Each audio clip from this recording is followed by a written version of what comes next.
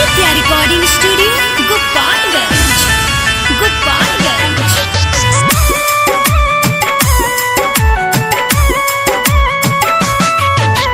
DJ Mukesh Chakiya DJ Mukesh चकिया।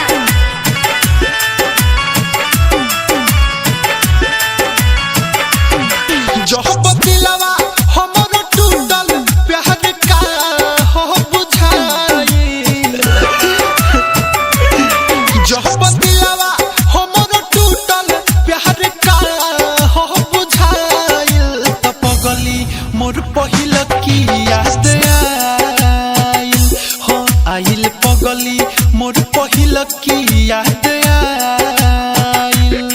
बाई नफरत भरल दुनिया हमारे दिल बा दुखाइल। त पगली मोर पहिल की याद आइल हो आइल। पगली मोर पहिल की याद आइल।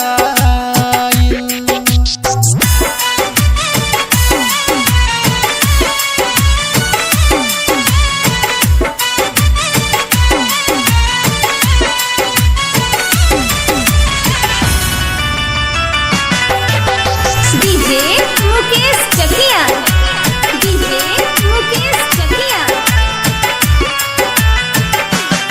याद आहवो तहवे याद वहके चेहरा वो कोर दिल लगा के हुआ और से खैनी ठोकर। याद आहवो तहवे याद वहके चेहरा वो कोर दिल लगा के हुआ और से खैनी ठोकर। अब तो को रेहियत में नीक लागे नहीं खाई। अब तो को रेहियत में नीक लागे नहीं खाई। तो पगली मोर पहिल की याद आइल हो आइल। पगली मोर पहिल की याद आइल।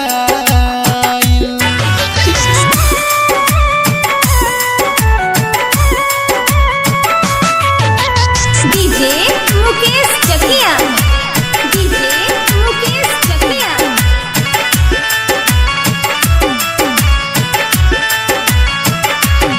हम तो करा पहुँच तम बहरी ढइले रही।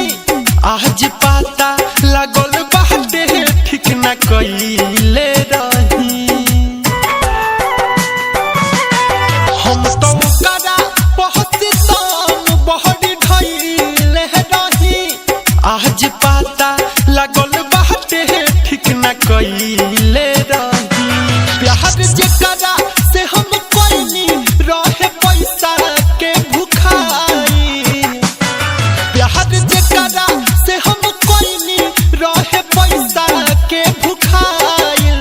त पगली मोर पहिल की याद आइल हो आइल। पगली मोर पहिल की याद आइल। Aditya recording studio Gopalganj Gopalganj.